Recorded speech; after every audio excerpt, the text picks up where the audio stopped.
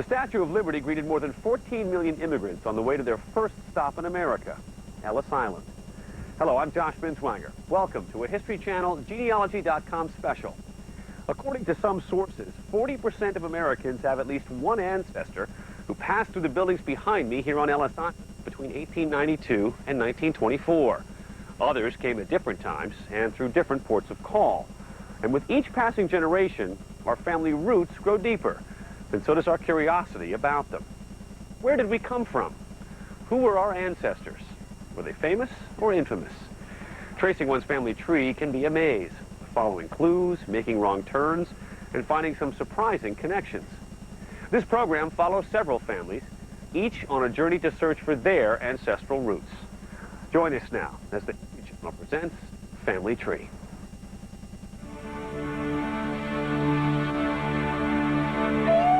The greatest stories in history may be your own, hidden in the branches of your family tree. Genealogy, a different way of unveiling history, solving the riddles of generations, one clue at a time. Is the thrill of the find. It's very satisfying when things lock into place. Each record you get gives you a clue to jump back to something else. Just like your body is connected to the earth, I think you should be connected to your history and your roots and your past. It's a search that leads from the oldest written records to the cutting edge of modern science. We believe that we can link populations together at much deeper levels, 20, 30, 40 generations.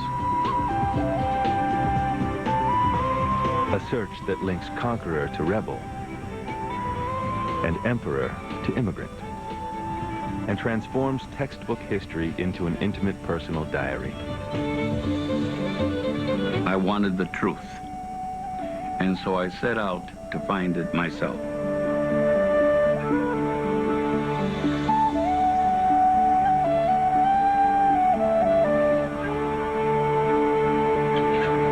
For most people today, what they know of their own history is only their most recent past. Actor William Baldwin is no different. I know about my siblings, I know about my parents, I know about their parents, my grandparents, but I have to admit, once you get much further beyond that, I don't know a lot about who they were married to and what they did for a living. William Baldwin did know there was Irish in his blood. Raised in the suburb of New York City, he gravitated most toward the Irish in him. I'm from a town on Long Island, Massapequa, Long Island, and they refer to the nickname of Massapequa, Long Island as Matzo Pizza. You're either Jewish or you're Italian. There was a small little fighting Irish enclave in Massapequa, so I grew up feeling like I was a New York Irishman. Though always curious about the ancestors he didn't know, William never got around to plunging into his family history. So with the help of professional genealogist June Dallaglio, the History Channel set out to find the secrets hidden in William's family tree. And what we found surprised everyone. Armed with a few vital statistics, Dallaglio dove into a sea of public records. She began by looking for William's great-grandfather, Sylvester Baldwin, in the Brooklyn city directories. City directories are an invaluable resource tool in genealogy if your ancestors lived in a urban area. They were the precursors to the telephone book. They listed the various different citizens throughout the city, usually by their address at home, sometimes by their address at work, particularly if they were a shop owner, and their trade. Dallaglio found William's great-grandfather Sylvester Baldwin in the 1881 and 1884 Brooklyn city directories. He was working for the police department for the city of Brooklyn. And he is listed shortly thereafter as a captain in the police department. He retired by 1920 as a police captain. How exciting to sort of try and take yourself back there and to try and visualize what it would have been like for him to have been a patrolman walking the beat in the 1870s or the 1880s in Brooklyn is really intriguing. After combing the city directories, Delalio turned to the most comprehensive resource for American genealogists, the U.S. Federal Census. Back in 1790, just 7 years after the American Revolution, the U.S. government established a federal census, to be taken every 10 years, to track the population growth of the fledgling nation. Early census records listed the head of the household by name. They listed remaining free residents by age and gender. Slaves were added up and listed as a number. In all, the records offered a sparse family portrait. But in 1850, the census expanded to include names, relations, dates and places of birth, and other valuable information for researchers. From 1850 on, the censuses became an invaluable research tool for genealogy because it's a snapshot, frozen in time, on a particular day of a particular family in a particular place, and everyone intact right there. From the 1910 federal census, Delalio learned that great-grandfather Sylvester Baldwin lived at 485 Classen Avenue in Brooklyn with wife Helen McNamara. The couple had 8 children, including William's grandfather, Alexander Sr., and an older son, Roswell, whose name would be a major clue in later genealogical sleuthing. What's more, Delalio learned that the parents of Helen McNamara, William's great-grandmother, were both Catholics born in Ireland. For the most part, the Baldwins in America had been Protestant, up until the marriage of Helen to Sylvester. I think that's where the Roman Catholic religion came into the family when he married McNamara. I was raised Catholic. I was an altar boy. I had my communion, my sacrament of penance, my confirmation. I went to religious instruction my whole life. Delalio pressed on, determined to coax the Baldwin genealogy back even further. All right, Sylvester, who was your daddy? You know, where did he come from? I couldn't find the name of his father, but going on not only a hunch, but genealogical practices in those days of naming of children, I assumed it was Roswell. And I went back in the censuses, 1870, bingo. There is a Roswell Baldwin. And he had a wife, Hannah, and there's Sylvester, listed, right age, everything matched. William's great-great-grandfather, Roswell, worked as a ship's captain, most likely at the Brooklyn Navy Yard. With Roswell's naval history in mind, Delalio turned to the National Archives Military Records Division and found this 1848 Abstract of Protections granted to seamen, a sort of governmental insurance for sailors. It describes him at 29 years old as 6 feet tall with a light complexion, strikingly similar to a description of his great-great-grandson William Baldwin, all except for the love of the sea. To know that he was a seafaring man, if you will, it made me wonder why I have no affinity for ships and for being out on the open sea. Whenever I'm out on a boat and I'm sailing, I'm fine as long as you can see the coastline on the horizon somewhere.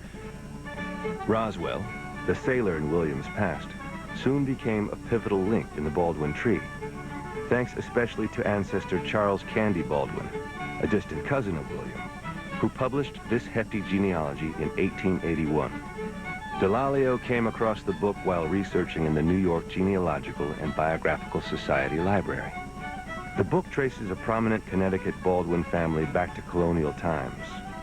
William's great-great-grandfather Roswell Baldwin is entry 305. This discovery provides the link that allows William to trace his ancestors in America all the way back to 1638. That year, an Englishman named Sylvester Baldwin and his family boarded a ship named the Martin, bound for the New World. I thought it was we were sort of melting pot, Americanized mutts, if you will, a little Scottish, little Irish, little English, which we are. But I had no idea that the lineage could be traced to the mid-1600s. With Baldwin relatives living in America that far back, Delalio made an educated guess. Perhaps one of William's ancestors had fought in the American Revolution. In which case, William would be eligible for induction into one of the oldest genealogical societies in the United States, the SAR, or Sons of the American Revolution. Delalio conferred with Richard Sage, the former Vice President General of the SAR, who set out in search of the Baldwin soldier. We went back and we found Sylvester Baldwin, who was born in about 1760, and then his father was born in 1718. Well, the younger Baldwin was too young to fight in the Revolutionary War, and his father was too old to fight in the Revolutionary War. There were no soldiers named Baldwin, but that didn't mean there were no soldiers in the entire Baldwin family tree. Sage then looked for a soldier connected to the Baldwin line through marriage. So what you do in that case is look for the wife of the next youngest person in the genealogy, whose name was also Sylvester Baldwin. William Baldwin's great-great-great-grandfather, also named Sylvester Baldwin, was born in 1788 and married a woman named Esther Brown. Sage found a genealogy for the Brown family, the same kind of book compiled for the Connecticut Baldwins. He looked from Esther Brown to her mother, Esther Williams. And Esther Williams' father was John Williams, and lo and behold, he was a lieutenant in the Connecticut militia in the Revolutionary War. So we found our soldier. The link to John Williams not only extended the Baldwin's family tree, but gave William a personal connection to this turbulent chapter in American history. John Williams fought under General George Washington himself in the Battle of White Plains, New York. To know that he was an officer, to know that he was lieutenant, which increases the probability markedly that there may have been an actual encounter, a verbal encounter between my ancestor and George Washington. To think about that is very, very historically powerful. This is your application for the Sons of the American Revolution, and it has your genealogy from yourself back to John Williams in just 8 generations. With the flourish of his pen, William Baldwin is now considered an official son of the American Revolution. His genealogy has made just a little bit of American history his own. But all of these bits and pieces of genealogical information add up to something for William Baldwin that cannot be quantified in a table of names and relationships. The discoveries compel him to think fondly of his father, Alexander Jr., who passed away in 1983 when William was just 20. My father taught American history for over 30 years. If he were alive today and he knew that he had ancestors that fought in the American Revolution, that fought under General Washington, that had been in North America and been in the United States since the 1600s, I think my father would have been floored by it. The bedrock of every genealogical search, the name. Next on Family Tree, here on the History Channel.